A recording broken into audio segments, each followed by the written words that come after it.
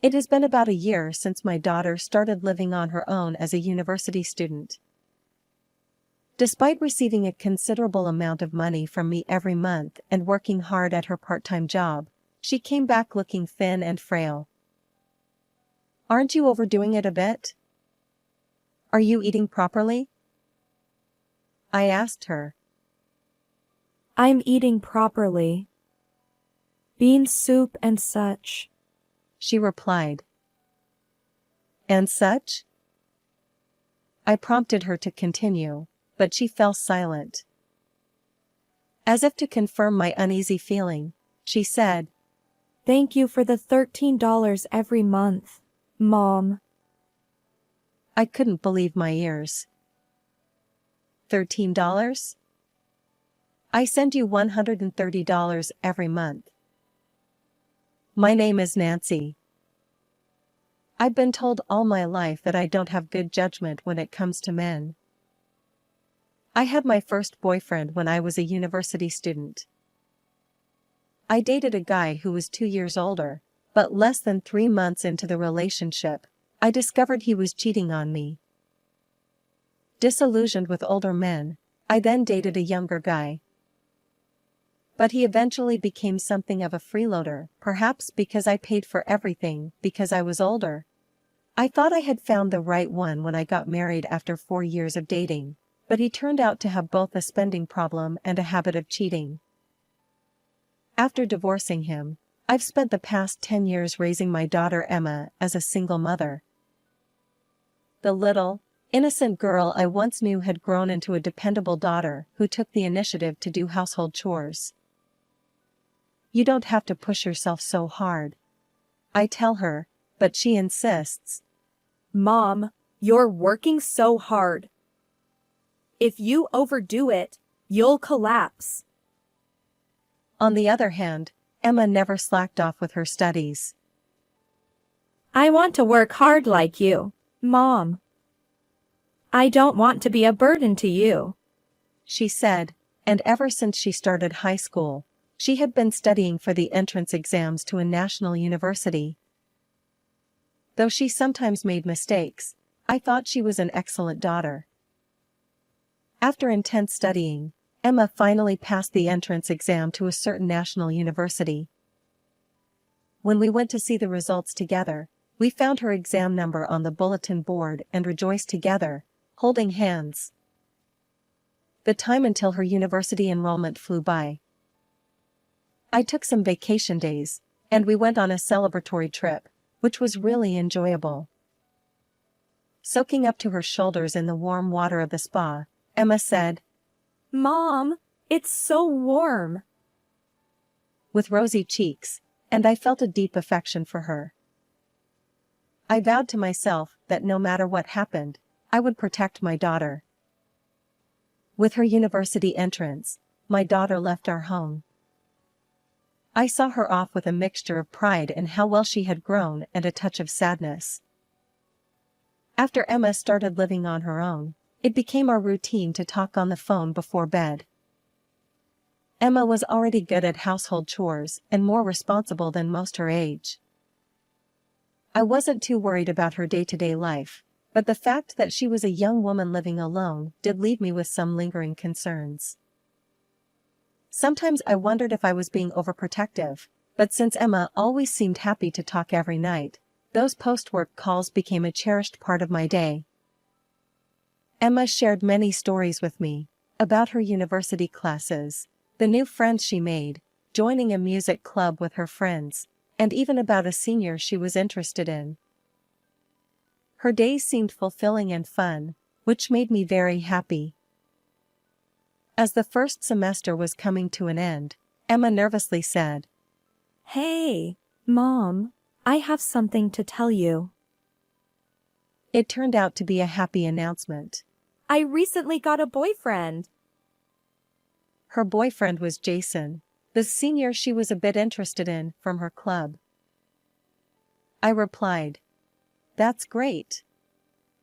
Congratulations. But inwardly, I was a bit worried. After all, my daughter had inherited my supposed poor judgment in men. I was anxious about the possibility of her experiencing the same bad luck with men that I had. Sensing my concern, Emma asked, Can I bring him over to introduce him to you? I put on a cheerful tone and said, Of course. During the summer break, Emma came home and brought her boyfriend Jason with her. When I finally met him, Jason turned out to be a well-groomed and pleasant young man. Nice to meet you. I'm Jason, and I'm dating your daughter. He said clearly, bowing his head as soon as I greeted him at the door. He seemed like a responsible young man, and I felt a wave of relief, thinking my worries might have been unfounded. Jason didn't have dyed hair or piercings, but he had a sophisticated air about him. His beauty mark was rather charming. I remembered how I used to be attracted to such people when I was Emma's age, and it made me feel oddly nostalgic. Then, while having tea with him and Emma, I found Jason to be not only responsible but also very considerate. He would promptly offer to help, saying, I'll take that. when I was serving tea, and he would discreetly refill my cup when it was empty. Jason is quite a nice guy, I whispered to Emma when Jason left the room for a moment. What do you mean, quite? Were you worried? Emma replied with a slightly embarrassed smile. Of course. After all, he's the man my daughter likes. Oh, come on, it's fine. I'm not like you, Mom, she said, and we both laughed together. Soon, the second semester began. Emma determined not to burden me and spent her days working part-time jobs to cover her living expenses. I sent her money each month just in case, but she seemed to be saving it for the future. Emma appeared to be very reliable at her workplace, balancing both her studies and part-time jobs to the point that she rarely attended her club activities anymore. Are you okay? Don't overdo it, and use the money I send you. If you want, I can come over and help with the housework. I worried and asked. Emma replied weakly, I'm fine. Since I stopped going to the club, Jason has been coming over often to check on me. You have your own things to worry about, Mom. I can manage on my own. I'm okay. Really? If you say so. Just the other day, Emma said. I came back from work and found that Jason had surprised me by making hamburgers. They were really delicious. I have Jason, so I'll be fine. Her cheerful tone made it clear how much she liked Jason. Then she added, I have an early class tomorrow, so I have to go. And hung up the phone. Despite my lingering worries, I reassured myself that Emma had Jason to support her. Emma continued to call to update me, but as she got busier, the frequency of her calls gradually decreased. When we did talk, she was still busy with her part-time job and classes. However, I couldn't help but notice her living conditions weren't great. She mentioned that Jason made sure she ate properly when he came over. But on other days, she was mostly eating bean soup. She was clearly struggling. Despite the substantial money I sent her each month, she didn't seem to be the type to waste money. When I mentioned this to my mother, she dismissed my concerns, saying, You're worrying too much about an independent daughter. You haven't let go yet. Perhaps she was right. I might have been overly concerned. Emma would soon be 19. She was still a child to me, but in the eyes of the world, She was already an adult. Besides, Emma had the reliable Jason by her side. Maybe I needed to give her space unless she genuinely needed my help. I tried to calm my anxious heart. Winter break had arrived. When Emma came back home, she looked visibly thinner. She had always been slim, but her cheeks were sunken, and her waist was noticeably smaller at that time. Dark circles under her eyes suggested exhaustion. She explained that she had a late shift at work the night before and came home directly from there. "Aren't you overdoing it lately? Are you eating properly?" I asked. I am eating properly. Bean soup and stuff. She replied. "And stuff?" I prompted. Emma fell silent. Seeing my shocked expression, she tried to cover it up, saying, "But I've gotten really good at making bean soup." Her earnestly smiling face seemed painfully forced. Could it be that she wasn't eating properly? Despite the fact that I sent her money every month and she worked hard at her job, why was this happening? I felt a sudden sense of unease. Emma's words seemed to confirm my suspicions. "Thank you for the $13 every month, Mom," she said. $13? I've been sending $130 every month. I replied. Huh? Emma looked puzzled this time. A dreadful feeling began to swell in my chest. "Emma, where do you keep your bank book and ATM card?" In the drawer of my desk at home.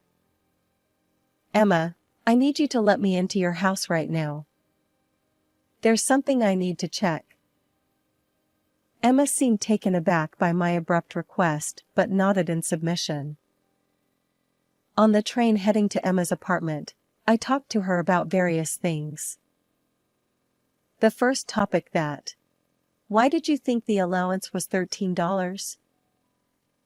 Emma explained that she had separate accounts, one for her earnings from work, which she used for daily expenses, and another for the allowance I sent her, which she considered as savings.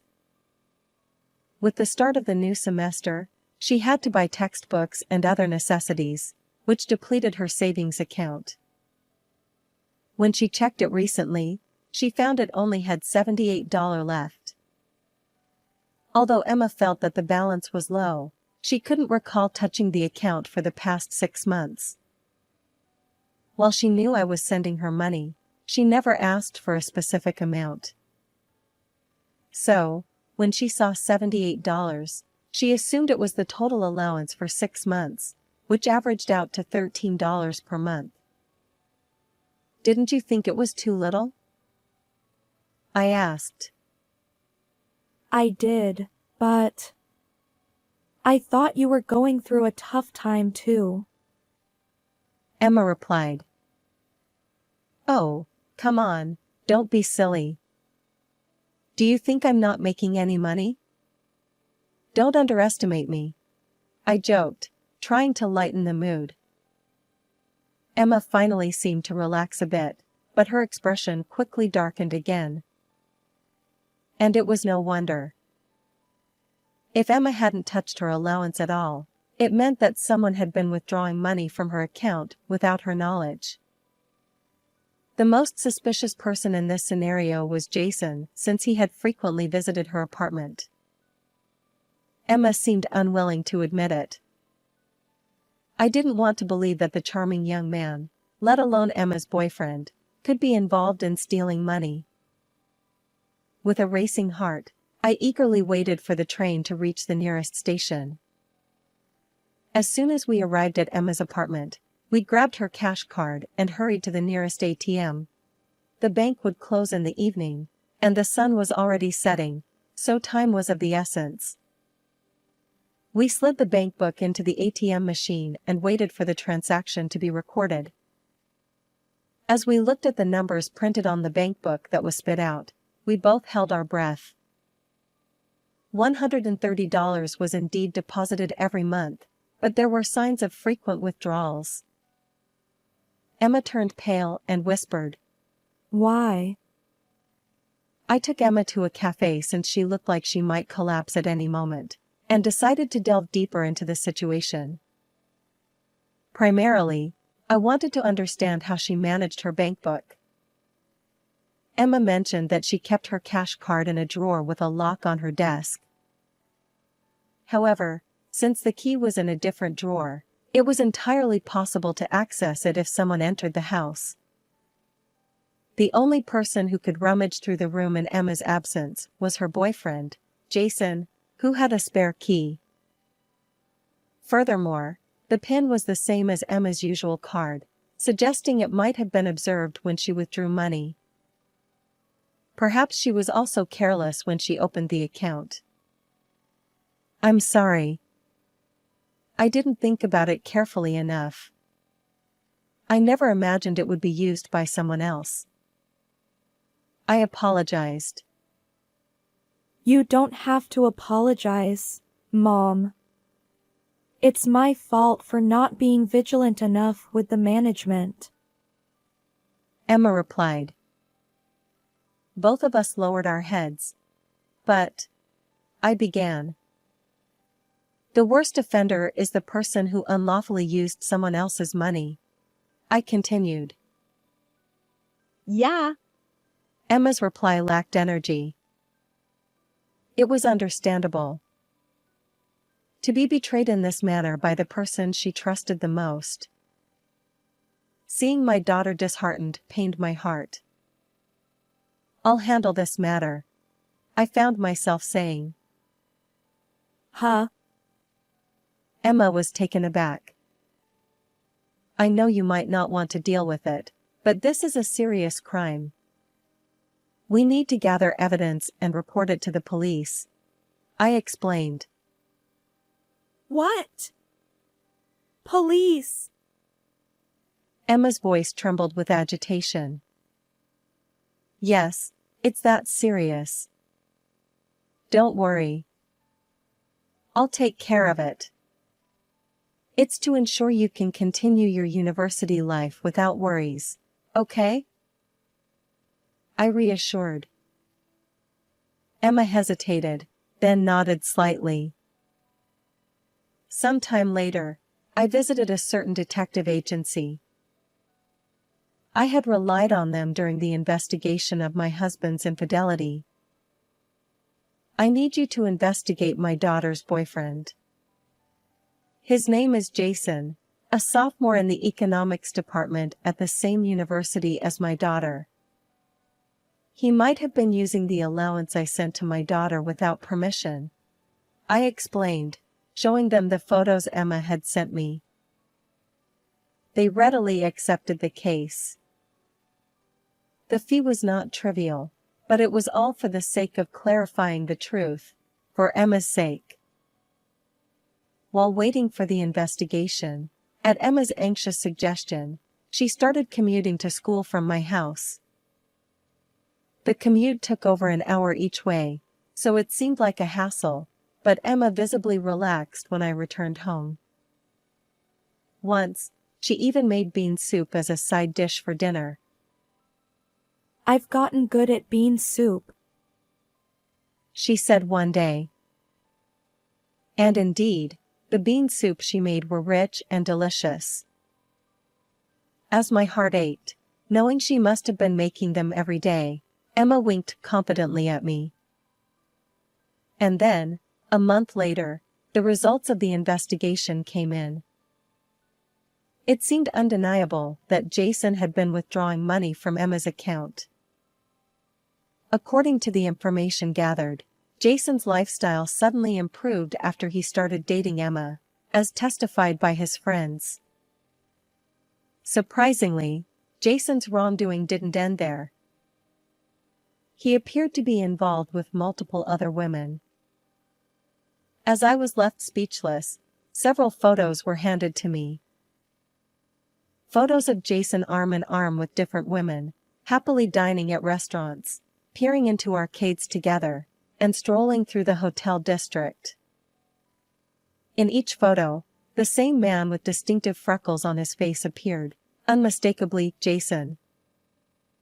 The detective solemnly informed me. It seems Jason has been stealing your daughter's allowance to maintain a lavish lifestyle not only for his friends but also for multiple other girlfriends. I thanked the detective profusely and bowed deeply. Now, it was time to launch our counterattack. First, I filed a police report. Then, I sent written statements to Jason's parents, his university, and all the girlfriends he was involved with, detailing his actions. Initially, Jason seemed defiant, but after being confronted by multiple girlfriends, he finally confessed to his crimes. All the girlfriends, including Emma, naturally cut ties with Jason. Subsequently, Jason faced expulsion from his university due to the police involvement and was taken back home by his parents. Fortunately, his parents were sensible people who came to our house once with a gift to apologize. For the stolen money, his parents agreed to repay it for the time being. Jason's father even went as far as to kneel down and apologize, saying, "I'll make sure my idiot son pays it back even if it costs his life." According to hearsay Emma heard, Jason was working multiple jobs to repay his parents. As things settled down, it was just the beginning of spring. To celebrate cutting ties with the bad influence and Emma's spring break, we went on a trip for the first time in a year. Since then, Emma seemed to have gotten her life back on track, with her skin glowing and her body looking healthier. We soaked in warm baths together, indulged in delicious hotel meals, and watched TV. It felt like we were finally having some peaceful time after a long while. Mom. Emma spoke up from her bed just before sleep. "What is it?" I asked. Didn't Dad's wastefulness and infidelity lead to your divorce? She asked. Emma's words made me snap back to reality. My ex-husband was like Jason and spent money recklessly just to impress others. Because of that, he stopped providing for the household, and on top of that, he cheated on me, which led to me serving him with divorce papers. We seem to have chosen similar kinds of men, haven't we? Emma said with a slightly sad smile. "Yeah, we'll have to be more careful from now on," I replied with a deliberately bright tone, feeling a bit uneasy. Come to think of it, Mom, you seem to be in high spirits lately. Do you have a boyfriend or something? Emma asked. "No way. I don't have a boyfriend yet," I replied. Could it be that you're about to get one?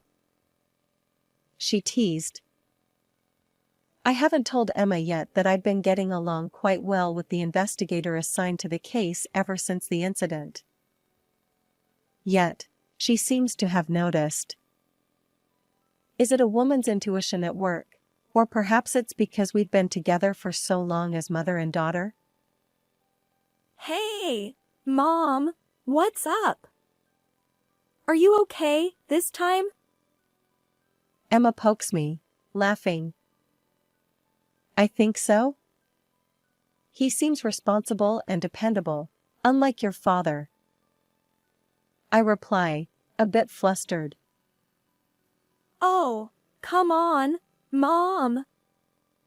You better be careful this time. It wouldn't be funny if you ended up like me next. Emma chuckles. Right.